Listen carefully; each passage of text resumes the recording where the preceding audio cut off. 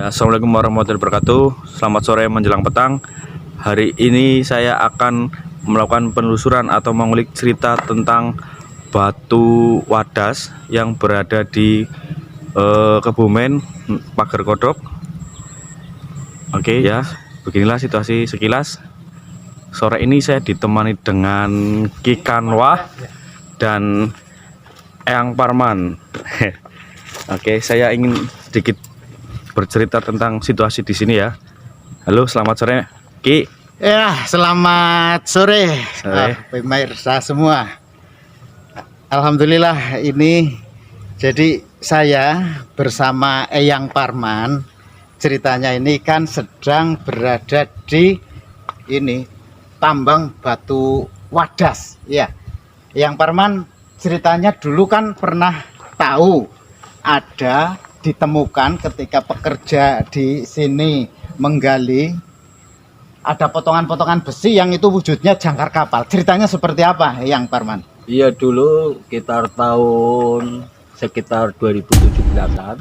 Iya. Kita pernah di sini menemukan besi yang mirip jangkar kapal ya. Iya, yang besar sekali itu. Di sini lokasinya. Bisa lihat Ya, sini mungkin ya. lokasinya. Nah, iya, untuk bercerita ke masyarakat. Jadi ini mungkin pemirsa bisa melihat situasi bekas tambang dan ini masih terus ditambang adalah untuk uruk ya. Dulu Eyang Parman tahunya itu untuk uruk mana? Waktu itu kan kita masih nguruk Masjid Hasanah Kalirejo. Iya. Itu kita ngambil waktu itu pakai beko, ekskavator. Pakai ekskavator, iya. Itu di bawah sana kebetulan itu waktu dulu beko. Kalau sekarang kan manual. Iya, iya. Dulu pakai beko. Itu banyak Sehingga, besi yang rangkaiannya itu seperti jangkar. Seperti jangkar kapal. Iya, iya. Betul. Ini yang kemudian saya agak penuh tanda tanya, Yang Parman ya. Waktu itu terus besinya di mana? Ya, waktu itu kan pengambilannya di sini, dibawa ke sana pakai dam. Iya. Nah, di situ ya kita nggak ambil karena itu untuk bangunan masjid. Untuk bangunan masjid. Kita ya. tinggal aja di situ diurukan untuk sehingga dasar masjid. Itu diuruk untuk halaman, untuk dasar masjid, untuk pondasi masjid. Iya, ya? iya betul. Baik, jadi ini mungkin pemirsa bisa membayangkan ini adalah pegunungan, ya. Ini adalah pegunungan kapur yang orang di sini menyebut itu wadas. Ya. Jadi kalau ini seperti ya. ini, ya, ini wadas bentuknya untuk tanah uruk ya, untuk uruk ya, Yang Parman ya. Iya. Ini kalau untuk uruk itu sangat baik, sangat padat, sehingga memang bagus untuk fondasi bangunan. Ini wadas. Mengapa pertanyaannya? Mengapa ada ya? Kalau itu betul jangkar kapal, mengapa ada di ini puncak bukit ya? Ini kan perbukitan.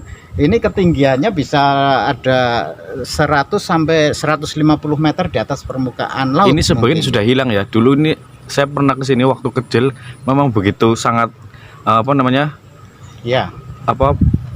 Padat ya. Tapi sekarang mungkin separuh sudah hilang dan Ya. dijadikan mungkin sebagai Ini perumahan jadi ya. perumahan.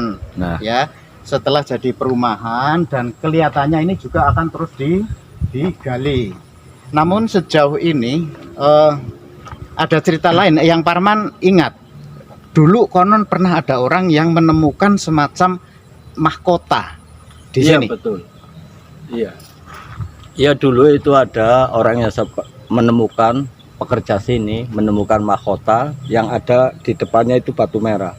Emasnya itu sekitar berapa? 40 graman tipis itu. Iya. Tapi dijual. Oh. Karena waktu itu kan belum tahu kalau mau diserahkan kemana. Iya, itu iya, termasuk barang antik, diserahkan kemana. Akhirnya dijual.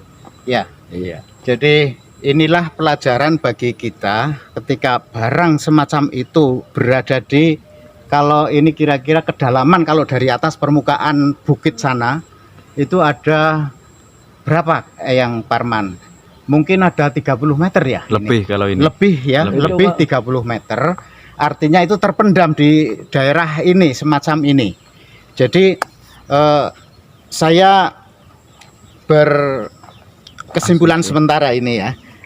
pemirsa bisa membayangkan bagaimana andai itu betul jangkar kapal ada di sini, lalu ada mahkota. Itu artinya ada peradaban manusia yang terkubur di kedalaman 30 meter di atas bukit, ya, di atas bukit ini.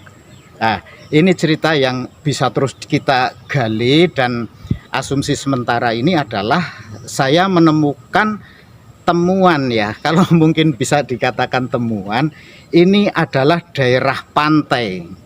Sebab nanti Eyang Parman juga bisa melihat peta di bencana alam Jawa Tengah. Jadi peta kebencanaan alam Jawa Tengah. Di sini, jadi kawasan ini, lokasi ini kan kira-kira dengan stasiun Wonosari berapa kilo? Sekitar 1 kilo ya? Enggak, stasiun Wonosari, 3 stasiun kilo, kereta 3 3 kilometer, dengan terminal bus Kebumen sekitar 4 kilo. 4 atau 5 kilometer, dan lokasinya melihat sesuai dengan peta berada di kawasan pantai tua. Ya, nanti lihat, dicek, silahkan. Pemirsa juga bisa mengecek, ada peta kebencanaan alam Jawa Tengah, itu peta resmi. Di sini disebut kawasan ini, jadi kawasan rel kereta api sampai daerah-daerah sini tuh tertulis di situ kawasan pantai tua. Ya. Sedangkan pantai yang ada sekarang dari sini kalau lurus ke selatan itu pantai apa, Eyang Parman? Pantai Muda. Bocor ya? Pantai Muda. Pantai Muda. ya, itu disebut pantai, kawasan Pantai Muda, ya. Jadi artinya apa? Dulu zaman purbakala ini adalah kawasan pantai. Jadi wajar kalau, ya, batu-batuannya ini kan jadi termasuk mungkin batuan yang apa ya, ini wadas ya, sekarang orang di sini wadas, tapi istilah geologinya kita tidak tahu batuan-batuan semacam ini itu jenisnya apa, ya. Kita itu tidak tahu, dan yang pasti bahwa di Karangsambung, ya, kalau dari sini ke Karangsambung kira-kira berapa kilometer, Yang Parman, ya? Sekitar Ada 20 ya, 20 kilo. ada 20 kilometer. Jadi dari sini ke Karangsambung, yang itu oleh Lembaga Ilmu Pengetahuan Indonesia ditetapkan sebagai kawasan geologi, konservasi geologi, dan itu Laboratorium Alam Geologi Karangsambung. Itu dikatakan Karangsambung adalah, ya, Karangsambung adalah dasar samudra, ya. Kalau kita membayangkan dasar samudra yang karena tumbukan lempeng bumi naik ke atas, ya. Yang Parman pernah ya dengar itu, ya? Dengar, pernah. Itu. Jadi kalau lempengan bumi, kerak bumi yang bertubrukan lalu menjulang ke atas. Iya. Ini mungkin kita Yang Parman bisa bayangkan lah, ya. ini kalau ya yang kecil-kecil saja lah. Ini ketika itu lempeng bumi seperti ini. Nah, ini bertubrukan lalu menjulang ke atas, ya. Ini bisa kita bayangkan kawasan yang di sini ini yang semula pantai jadi ikut terangkat jadi pegunungan semacam ini, ya kan? Ya kan?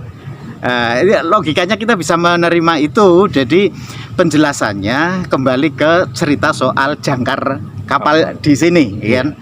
Jadi sangat mungkin, kalau kesimpulan saya, sangat mungkin bahwa di sini itu adalah dulu kawasan pantai. Sedangkan Karangsambung itu lautnya, dasar samudranya. Ketika ada tubrukan lempeng itu naik ke sini. Nah, lalu pantainya bergeser ke selatan menjadi Pantai Muda yang sekarang ini. Ya, betul ya. Tapi cerita tentang Karangsambung itu memang benar adanya dan sesuai fakta, ya. Istilahnya dalam arti sudah ada pembuktian tentang hal tersebut, bahwasanya Karangsambung itu adalah suatu pantai dan banyak laut. Karangsambung itu dasar samudra. Dasar samudra. Bahwasanya yang sudah diyakini bukan hanya dengan masyarakat Kebumen, ya, tapi itu dunia internasional, Asia internasional malah, itu, ya. Betul. Itu fakta-fakta ilmiah yang ada. Sehingga sebenarnya harapannya ini kesaksian Eyang Parman, ya. Eyang Parman. Itu sampean itu kan betul ya menyaksikan itu ya, ada potongan besi yang itu bututnya jangkar kapal gitu kan, itu Betul. jadi inilah yang perlu diteliti lebih jauh, dan harapannya adalah di saat ini masih ada penggalian-penggalian. Inilah pemirsa bayangan ya, kita sekedar membayangkan saja, berandai-andai saja. Andai dulu itu karang sambung ya, andai itu dulu karang sambung dan itu adalah laut, dasar samudra. Ketika itu ada tubukan begini das, nah daerah inilah yang kemudian menjadi kawasan pantai ya. Ini dulu kawasan pantai ya, jadi dengan bukti-bukti bahwa ditemukan jangkar kapal di sini, ini merupakan kawasan pantai itu dulunya begitu. Nah, cuma yang harus kita ingat lagi adalah penelitian ilmiah itu diperlukan sekali. Ini mestinya masih bagian dari situs geologi karang sambung yang wujud di sini. Jadi kebetulan ini sudah digali dan ini tentu Secara digunakan manual ya. untuk pondasi. Kebetulan ini pengerjaannya secara manual sehingga perlu diteliti lah. Saya sih berharap agar dari pihak Taman Geologi Karang Sambung itu serius ini meneliti ini, barangkali nanti ditemukan ada benda-benda lain yang ada di sini. Ini kan sangat masih mungkin ini ya. Ini kan Seperti semen ya. penggalian semacam ini diharapkan kalau pekerja menemukan sesuatu harusnya ya bisa untuk diteliti lebih jauh, karena apapun ini adalah fakta-fakta ilmiah yang perlu dikaji lebih lanjut. Nah, itulah harapannya. Yang Parman kira-kira punya pandangan apa tentang ini? Bisa diterawang nggak secara mungkin supranatural, kelihatannya auranya seperti apa? Ya, orangnya itu ya kelihatannya mistis sekali. Dilihat saja langsung di itu. Ya, betul. Karena itulah kebetulan kita itu tidak ahli di bidang geologi. Hanya harapannya dengan informasi semacam ini berharap sekali pihak terutama LIPI Karang Sambung lah, bahwa ini adalah tempat yang betul punya hubungan erat dengan Karang Sambung sebagai dasar samudra yang menjulang tinggi ke atas. Jadi ini sekali lagi gambarannya adalah begini. Saya sudah bisa membayangkan dulu ini dasar samudra di Karang Sambung bentuknya semacam ini, begitu ada tumbukan lempeng kerak bumi kemudian naik di sini ya. Jadi di daerah sini inilah pantai dulu pantai. Jadi bergeser lebih ke selatan lagi, kira-kira jarak 10 km ya dari sini ke pantai ya, 10-an kilometer itu. Jadi sangat mungkin itu, dan ya wallahu alam ya, segala sesuatu ada misteri yang perlu kita kuak terus menerus, tetapi ini adalah catatan-catatan sejarah yang perlu terus ditelusur agar ya anak cucu kita nanti bisa tahu yang sebenarnya seperti apa. Tapi sebagai sebuah pendidikan alam di sekitar kita, oke, ini ditambang dengan kondisi yang semacam ini, tetapi di dalamnya tentu menyimpan sejarah, dan ini kesempatan ya. Kesempatan kebetulan ini ditambang secara manual, sehingga kalau toh ditemukan benda-benda itu mudah-mudahan tidak rusak. Seperti pengalaman yang lalu menemukan potongan besi yang itu wujudnya jangkar kapal, tetapi waktu itu menggunakan ekskavator sehingga rusak ya. Jadi ya, sudah rusak, akhirnya hanya potongan-potongan besi dan itu lalu ditimbun saja gitu.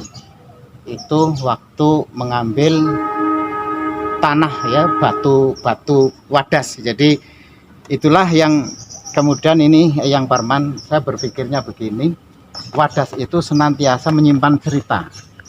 Setuju ya yang Parman? Setuju ya.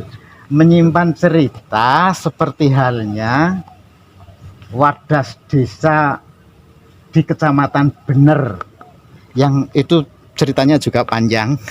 Pemirsa tahu bagaimana Desa Wadas di Kecamatan Bener, Purworejo hari-hari ini sedang mengalami gejolak pro kontra tentang kegiatan penambangan.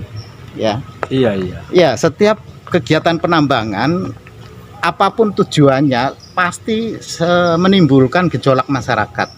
Mengapa? Jadi kalau cerita panjangnya tentu bisa kita telusur lah ya. Yang Parman mungkin sudah pernah dengar ya. Dengar Jadi itu. kalau bumi waktu dicipta oleh Allah ya, waktu dicipta oleh Allah itu kan keadaannya bergoyang-goyang. Pernah ya? Pernah dengar ya. Tapi lalu Allah menciptakan apa? Gunung-gunung untuk Iya. keseimbangan bumi. Untuk keseimbangan bumi. Jadi yang saya tangkap itu adalah, kalau yang Parman setuju enggak ini kira-kira, bahwa ketika gunung ini coba kita gali, ya menjadi tidak seimbang. Seimbang di manusianya itu ada, tidak iya ada kan? gejolak, iya. Ada gejolak ada goncangan. ya? Iya, betul. Setuju? Setuju, Oke. setuju. Ya, saya Iya. pikir mungkin Iya. itu ya, kita menelusur ini tempat ini di Wadas Pager Kodok. Iya. Ya, Wadas Pager Kodok yang juga ini sedang digali. Mungkin secara supranatural terjadi gejolak enggak ini di sini, Iya. Yang Parman? Pasti semua yang Ya. itu pasti terjadi gejolak pasti. Tapi kan udah ada bagiannya masing-masing. Kalau gejolak Ya. itu ya menurut Iya. Sepanjang ini dikelola dengan selaras, iya. iya kan? Dengan pendekatan yang penuh kasih sayang Iya, betul. kepada sesama makhluk, Iya, betul. baik yang tampak maupun yang tidak tampak ya. Iya, betul. Jadi kira-kira di tempat seperti ini juga ada makhluk yang tidak tampak, yang Parman Ya, bisa pasti. menerawang itu. Ya banyak sekali kalau di sini orangnya itu kelihatan sekali di badan itu merasa Iya. berat, di kepala ini rasanya Iya. berat sekali. Iya. Karena itu orang yang bekerja di sini pun harus dengan hati-hati. Juga Saya pernah dengar cerita katanya apa istilahnya banyak, ya nggak banyak sih istilahnya, dalam arti ada beberapa pekerja yang di sini sempat meninggal karena terjadinya runtuhan oleh Dari batu atas. cadas ini. Iya, Nah, dari atas itu Bisa ya. nggak sedikit ceritakan, benar nggak cerita-cerita dari masyarakat tersebut tentang kematian-kematian para pekerja yang ada di sini? Yang Parman pernah dengar ya? tahu itu karena saya rumahnya dekat dari sini, tahu Iya. itu kepada pas itu ngisi dam itu, buka damnya itu ketimpa urukan pada sadas itu jadi Iya. meninggal. Itu salah satunya ya. Salah satu. Iya. Masih banyak cerita lain mungkin. masih tapi cuma itu aja lah. Iya, Itu iya. aja. Jadi tetap ada peristiwa apapun ketika ini pekerjaan berat, membongkar menggali gunung ya kan, apapun Iya. ini bukit ya, bukit cadas, bukit Wadas yang ketika itu disentuh, diobrak-abrik, maka mesti menimbulkan gejolak. Apalagi ya sebagai gambaran di Desa Wadas Kecamatan Bener Purworejo yang juga sekarang bergejolak, walaupun itu belum secara fisik digali ya, belum digali, baru diukur-ukur, tapi sudah menimbulkan pro kontra di masyarakat. Dan mudah-mudahan itu juga bisa belajar lah dari pengalaman-pengalaman yang sudah ada. Ingat, setiap membongkar tanah, membongkar pegunungan seperti ini, ada risiko-risiko yang perlu ditanggung ya oleh orang yang ketika bekerja tidak hati-hati. Mungkin seperti itu yang Iya. Parman. Iya, betul. Juga ada yang selamat jatuh dari ketinggian sekitar 30 meter itu selamat juga ada. Itu Ya. anehnya di situ. Ya itu jadi keanehan pemirsa, kembali kepada yang dikatakan Mas Sigit, Iya. apa kesimpulan dari peristiwa yang ada di sini? Kalau itu adalah makhluk halus yang bekerja tidak dengan hati-hati akan mengalami penimpaan musibah. Begitulah cerita atau narasi dari Ki Kanwa dan Eyang Parman, bahwasannya ini batu cadas yang ada di Pager Kodok itu menyimpan berbagai misteri dan sejarah ya. Dan saya ada quote hari ini untuk mungkin quote-quote seterusnya, bahwasanya hantu itu tidak akan membunuhmu, tapi hantu itu dapat mengejutkanmu dan dapat mematikanmu. Oke, tetap berhati-hati. Assalamualaikum warahmatullahi wabarakatuh. Selamat sore menjelang petang. Sampai jumpa di channel cerita selanjutnya. See you.